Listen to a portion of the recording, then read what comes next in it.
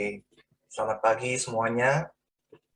Lalu senang bisa kembali bertemu dengan kalian walaupun masih melalui ibadah online. Ya, kondisi saat ini memang masih belum memungkinkan kita untuk beribadah onsite.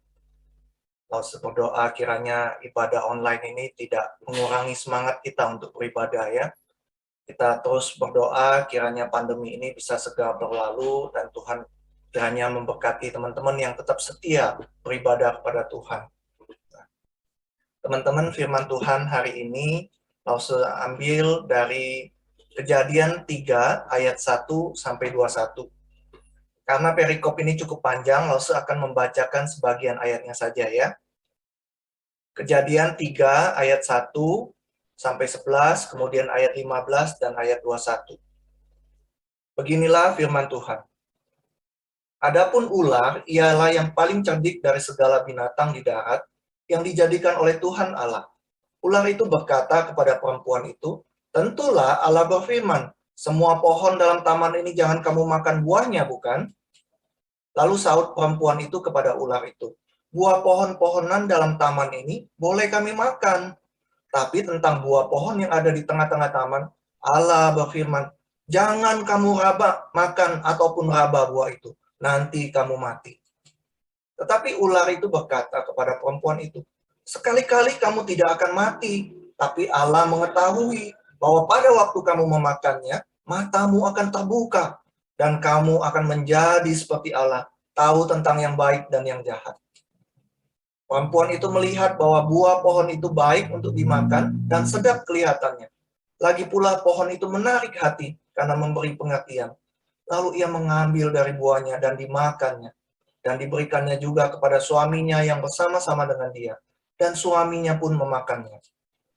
Maka terbukalah mata mereka berdua. Dan mereka tahu bahwa mereka telanjang. Lalu mereka menyemat daun pohon ara dan membuat cawat. Ketika mereka mendengar bunyi langkah Tuhan Allah yang berjalan-jalan dalam taman itu pada waktu hari sejuk, bersembunyilah mereka. Bersembunyilah manusia dan istrinya itu terhadap Tuhan Allah di antara pohon-pohonan dalam taman. Tetapi Tuhan Allah memanggil manusia itu dan berfirman kepadanya, di manakah engkau?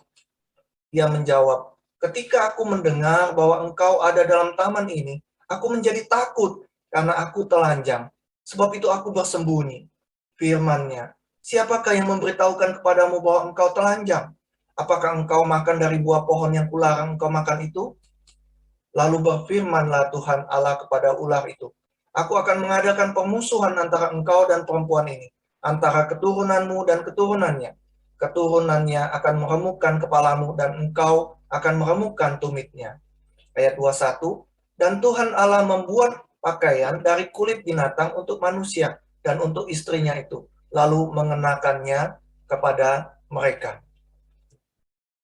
Demikian firman Tuhan hari ini ya. Nah, teman-teman, beberapa waktu yang lalu Lause membaca sebuah artikel di internet ya, yang memuat hasil survei yang dilakukan terhadap orang Amerika mengenai pandangan mereka tentang dosa dan keselamatan. Nah, survei ini dilakukan oleh Arizona Christian University dan dimuat dalam laporan American Worldview Inventory tahun 2020. Jadi, survei ini masih baru ya.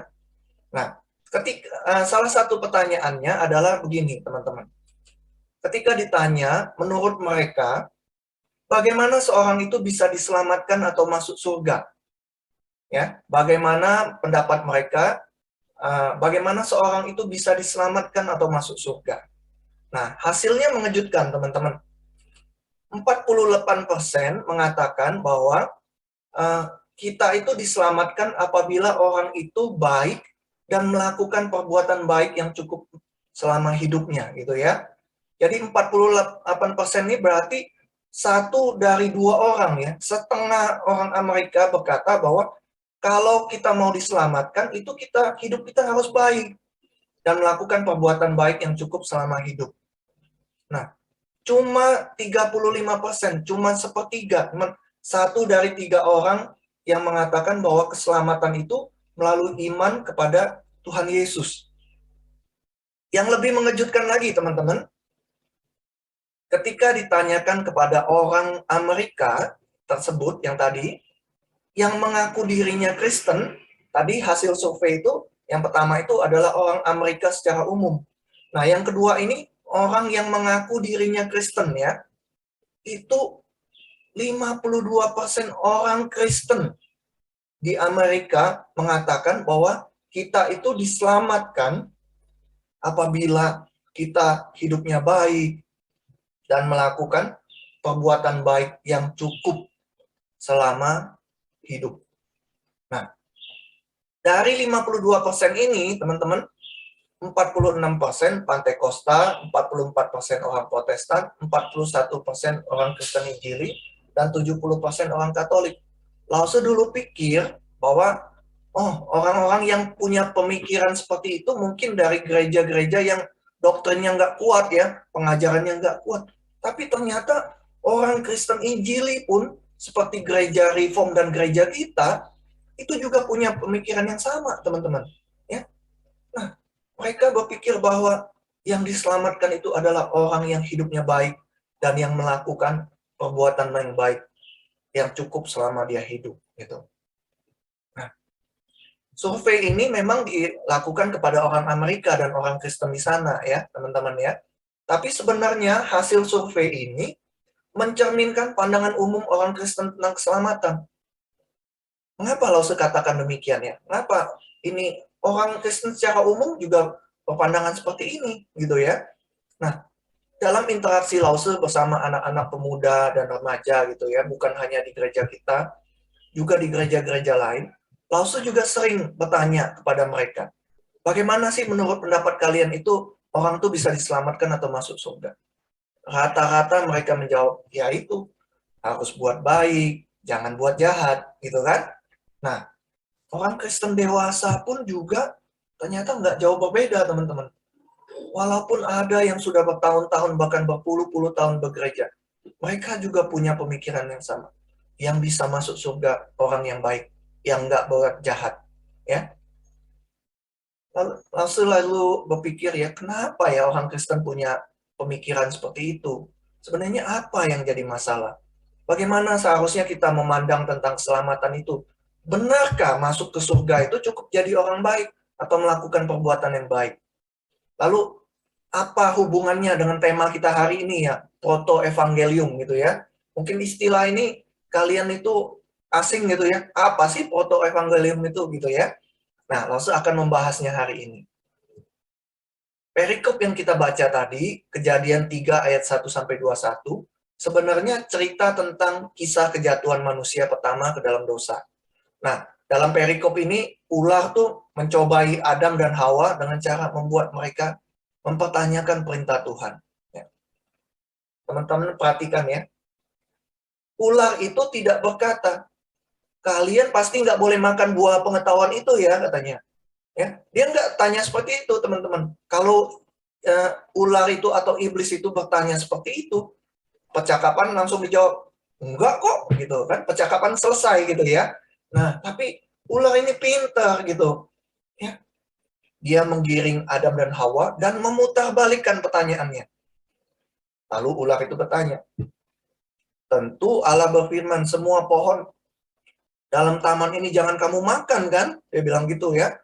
Semua pohon nggak boleh kamu makan kan? Wah, langsung Hawa langsung dengan polosnya berkata, enggak, katanya. Buah pohon dalam taman ini semua kami boleh makan. Tapi pohon yang ada di tengah-tengah taman, buah pohon pengetahuan itu, jangan kamu makan, jangan kamu raba, nanti kamu mati, gitu. Teman-teman, kalau teman-teman perhatikan ya, Tuhan sebenarnya nggak ngomong seperti itu.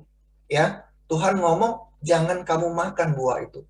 Tapi Hawa bilang, jangan kamu makan, jangan kamu raba, nanti kamu mati, katanya. Nah, ada ahli Alkitab yang ngomong gini. Ahli Alkitab itu ngomong, Hawa tuh yang nambahin perintah itu. Sebenarnya Tuhan nggak ngomong seperti itu, tapi Hawa yang tambah-tambahin, katanya. Tuhan cuma ngomong nggak boleh makan kok, tapi Hawa yang tambahin, jangan raba, nanti kamu mati. Tapi teman-teman, ada juga ahli Alkitab yang lain yang ngomong seperti ini. bukan Hawa yang nambahin perintah itu. Kenapa? Dia bilang, Adam yang nambahin perintah itu. Kenapa seperti itu, teman-teman? Karena waktu Tuhan ngomong perintah itu jangan kamu makan, sebenarnya Hawa belum ada katanya. Hawa belum diciptakan. Adam yang dengar langsung dari Tuhan, jangan kamu makan. Loh, tapi kenapa Hawa ngomong jangan kamu raba? Ternyata menurut ahli itu, dia bilang orang Yahudi punya pemandangan bahwa bukan Hawa yang tambahin, tapi Adam yang tambahin. Adam itu dikatakan memberi pagar pengaman, gitu ya.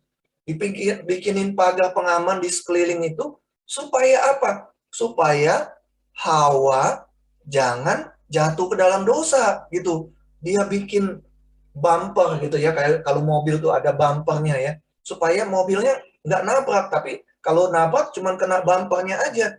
Jadi Adam memberi pagar pengaman supaya Hawa nggak melanggar perintah tersebut. Adamlah yang menambah pagar pengaman. Nah, kalau teman-teman perhatikan ya, ular itu selalu ngomong sama Hawa. Ya, perhatikan ya, dari awal tuh ular tuh selalu ngomong sama Hawa. Ular nggak ngomong sama Adam, tapi dia selalu tujukan kepada Hawa. Kenapa? Hawa tidak dengar langsung perintah itu dari Tuhan. Dia dengar dari Adam yang kemudian menambahkan perintah jangan diraba. Ya, ular itu lalu berkata kepada Hawa, sekali-kali kamu tidak akan mati, tapi Allah mengetahui pada waktu kamu memakannya, matamu akan terbuka dan kamu akan menjadi seperti Allah, tahu tentang yang baik dan yang jahat. Langsung mengajak kalian sedikit berimajinasi ya. Hawa dengar dari Adam. Dia bilang, jangan kamu makan. Jangan kamu haba. Buah itu nanti kamu mati. Lalu Hawa dengar dari iblis. Dia bilang, dari ular itu dia bilang, enggak, makan aja. Nanti kamu jadi seperti Allah. Katanya. Lalu Hawa bingung dong. Ya kan? Dia bingung. Dengar dari Adam bilang, jangan haba. Yang ini ngomong, enggak, makan aja kamu jadi seperti Allah. Dia lihat pohon itu, lihat buah itu di atas pohon. Dia lihat, buah ini kayaknya menarik ya. Kayaknya enak nih buah nih. Lalu dia ngulurin tangannya. Ambil nggak ya? Nanti aku mati, katanya. Dia ngulurin tangannya lagi. Nanti aku mati ya. Tapi dia lihat, dia penasaran. Dia ulurkan tangannya. Dia ulurkan. Walaupun dia deg-degan gitu ya. Mati nggak ya aku? Mati nggak ya aku ya? Mati nggak ya? Lalu dia pegang. Lalu ketika dia pegang, nggak mati. Oh, Adam bohong, dia bilang ini. Ya, ular yang benar, dia bilang. Aku raba, nggak mati. Kalau ular benar, berarti benar juga yang ular ngomong. Kalau aku makan ini, aku akan menjadi seperti Allah, dia bilang. Lalu Hawa ambil, dia makan, gitu ya. Nah, teman-teman lihat usaha Adam itu untuk membentengi atau memberi pagar pengaman untuk melindungi Hawa tidak bisa menahan kejatuhan manusia ke dalam dosa. Ketika Lause melihat hal ini ya, Lause belajar satu kebenaran. Yang pertama apa? Aturan dan larangan manusia, setiap usaha manusia itu untuk membentengi diri dari dengan aturan-aturan agama, larangan-larangan agama, ya, itu tidak bisa membuat orang tidak berdosa, tidak bisa membuat orang tidak jatuh ke dalam dosa, tidak bisa membuat orang hidupnya otomatis berkenan kepada Tuhan. Ya, langsung ulangin ya. Setiap usaha manusia bikin peraturan agama, norma-norma agama, ya, etika, itu tidak bisa membuat orang tidak jatuh dalam dosa. Itu kebenaran yang pertama, ya. Nah, langsung lanjutkan kisah ini ya, teman-teman. Ya, Hawa memberikan buah itu kepada Adam dan Adam juga makan. Alkitab mencatat, maka terbukalah mata mereka berdua dan mereka tahu bahwa mereka telanjang. Lalu mereka menyemat daun pohon ara dan membuat cawat gitu ya, cawat. Nah, sewaktu Tuhan mencari dan memanggil mereka, respon Adam dan Hawa itu mereka bersembunyi, takut untuk bertemu dengan Tuhan. Mereka merasa bersalah kepada Tuhan.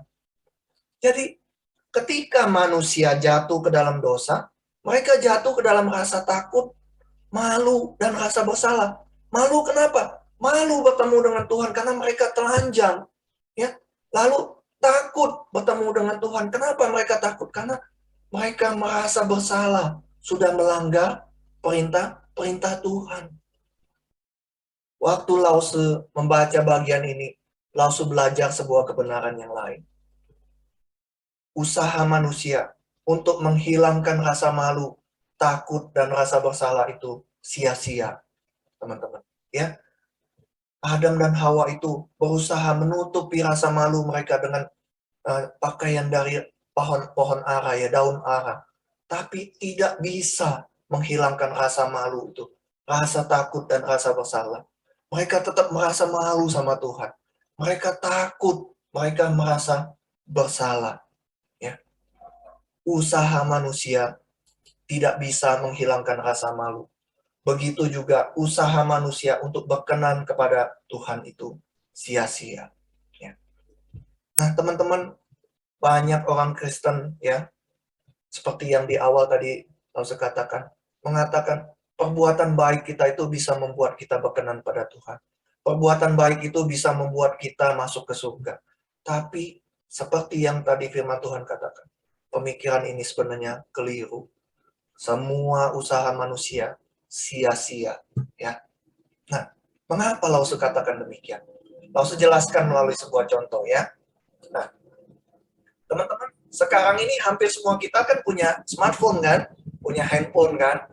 Nah, kita pakai handphone kita untuk Zoom ya, untuk menelpon, untuk SMS, untuk buka internet, nonton YouTube, dengerin musik, ya, WA, media sosial, banyak hal kita bisa lakukan untuk dengan handphone. Nah, teman-teman, langsung mengajak kalian bayangin ya, misalnya ya, langsung mau beliin handphone buat band anak langsung, ya, langsung ajak band ke toko handphone gitu. Ben, kamu pilih ya, kamu mau handphone yang mana? Wah, ceritanya langsung punya banyak uangnya. Boleh pilih apa aja, mau iPhone gitu ya, boleh. Nah, Ben pilih, oh Pak, aku mau yang ini gitu ya. Nah, udah, langsung bayar gitu kan. Nah, lalu mbak-mbaknya buka kotaknya, kemudian kasih handphonenya kepada langsung untuk dites. Nah, bayangin ya, langsung ambil handphone itu, lalu langsung hidupin handphonenya. Waktu handphonenya hidup, langsung, wah, mbak, ini handphonenya nyala loh handphonenya, ya, handphonenya nyala gitu. Lalu langsung lihat ke semua orang yang ada di toko itu, Pak, bu, lihat nih bu, ya, lihat handphonenya nyala ini, handphonenya nyala gitu. Bayangin teman-teman, kalau langsung berbuat seperti itu, apa yang terjadi? Semua orang di situ, termasuk Ben. Ini Papa kenapa ya? Kok begini Papa ya? Salah makan obat kali ya Papa. Nah, kenapa seperti itu? Karena apa? Handphone diciptakan untuk dihidupin kan? Benar nggak teman-teman? Handphone itu memang diciptakan untuk dinyalakan. Kalau waktu dinyalakan handphone itu nggak nyala, justru handphonenya rusak. Benar nggak? Ya, handphone itu dinyalakan, diciptakan memang untuk dinyalakan. Lalu bayangkan lagi ya teman-teman ya, langsung udah nyalain, langsung konekin internet, konekin wifi, terus buka YouTube gitu, buka video, lalu langsung teriak lagi, Wah, bisa buka YouTube, bisa buka WA, bisa dengerin musik. Lalu langsung jelasin lagi ke semua orang, bapak, Pak, iya Pak, handphonenya bisa buka YouTube loh, buka internet. Wah, pasti ada yang datang pegang jidat langsung ya. Situ waras gitu. Sampean kenapa? Kenapa demikian? Karena Alkitab, handphone diciptakan memang untuk dinyalakan, smartphone itu diciptakan untuk connect internet, untuk buka YouTube, untuk medsos, untuk WA. Benar nggak, teman-teman? Kalau smartphone-nya nggak bisa seperti itu, justru smartphone-nya rusak, bukan? Ya nggak? Nah, teman-teman, Efesus 2 ayat 10 berkata begini, karena kita ini buatan Allah, diciptakan dalam Kristus Yesus untuk melakukan pekerjaan baik yang dipersiapkan Allah sebelumnya. Ia mau kita hidup di dalamnya. Ya, teman-teman dengar ya, firman Tuhan ini katakan kita ini buatan Allah, diciptakan dari semula untuk melakukan pekerjaan baik, untuk melakukan perbuatan baik. Ya. Dari semula Tuhan ciptakan kita untuk berbuat baik. Kalau tidak berbuat baik, itu artinya justru kita adalah ciptaan yang rusak. Lalu kalau kita berbuat baik, apakah kita harus bangga? Seperti tadi Lause, ya, tunjukin HP-nya kepada semua orang gitu. Oh, ini HP-nya hidup. Kalau kita memang diciptakan untuk berbuat baik, waktu kita buat baik, perlu nggak kita tunjukin ke semua orang? Lalu merasa bangga, wih, aku ini berbuat baik loh. Perlu nggak? Enggak, bukan? Apakah dengan berbuat baik, kita merasa Tuhan perlu membalas dengan membiarkan kita masuk surga? Apakah dengan berbuat baik kita merasa layak untuk masuk surga? Tidak ada yang spesial ketika kita berbuat baik. Dan perbuatan baik kita tidak membawa kita masuk ke surga. Karena dari awal memang kita diciptakan untuk berbuat baik. Nah, seharusnya setiap manusia dan khususnya anak Tuhan tahu dan mengerti kebenaran ini. Perbuatan baik kita tidak mendatangkan keselamatan bagi diri kita. Karena kita dari semula memang diciptakan untuk berbuat baik. Ya. Nah, teman-teman, langsung lanjutkan lagi cerita Adam dan Hawa tadi ya. Kisah Adam dan Hawa tidak berhenti sampai di sini. Dikisahkan, kan tadi dikatakan, mereka menyemat cawat ya dari daun ara gitu untuk menutupi diri mereka. Nah, usaha mereka untuk menyemat cawat itu seperti usaha manusia tadi. Lalu bilang menutupi rasa malu, takut dan rasa bersalah akibat dosa. Tapi usaha mereka sia-sia dan tidak dapat menutupi semua hal itu. Ya, semua usaha kita sia-sia. Perikop ini ditutup di ayat 21 dengan berkata, Tuhan Allah membuat pakaian dari kulit binatang untuk manusia dan untuk istrinya itu, lalu mengenakannya kepada mereka. Tuhan menggantikan cawat dari daun ara yang dikenakan Adam dan Hawa itu dengan pakaian dari kulit binatang, lalu mengenakannya kepada mereka. Jadi teman-teman lihat di sini ya, ada binatang yang dikorbankan, yang kemudian diambil kulitnya untuk Tuhan kenakan kepada Adam dan Hawa. Nah, inilah yang dimaksud dengan tema kita hari ini. Proto-evangelium. Injil mula-mula. Injil yang pertama. Prototipe Injil dari Perjanjian Lama. Berita Injil itu adalah begini, teman-teman. Setiap manusia sudah berdosa. Dan usaha manusia tidak mampu membawa kita masuk ke dalam surga. Setiap usaha kita untuk menutupi rasa malu, takut, dan bersalah itu, seperti yang dilakukan Adam dan Hawa ketika menyemat cawat dari daun ara, adalah usaha yang sia-sia.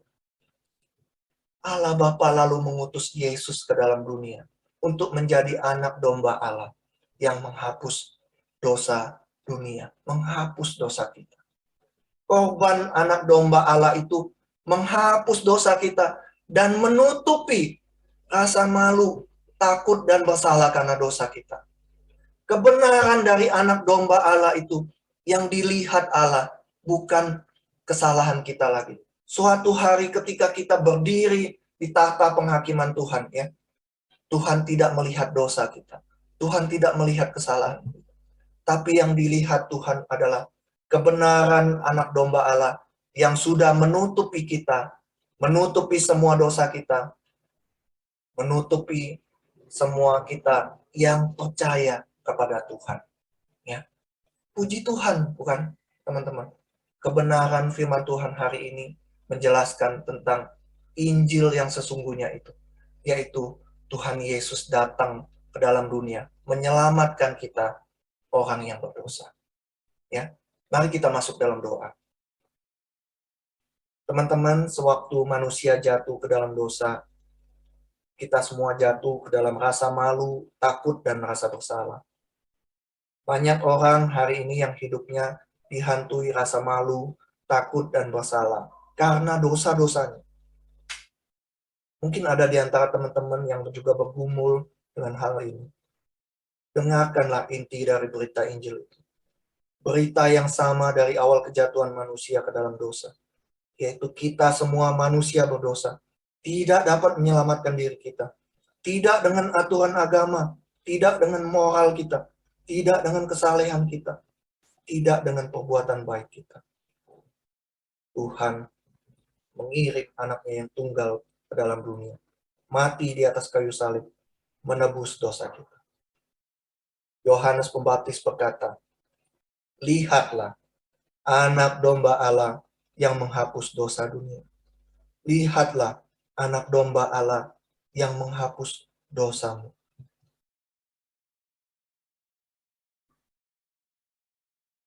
Bapa di surga, terima kasih untuk kebenaran firman Tuhan hari ini. Untuk proto evangelium, Injil yang mula-mula.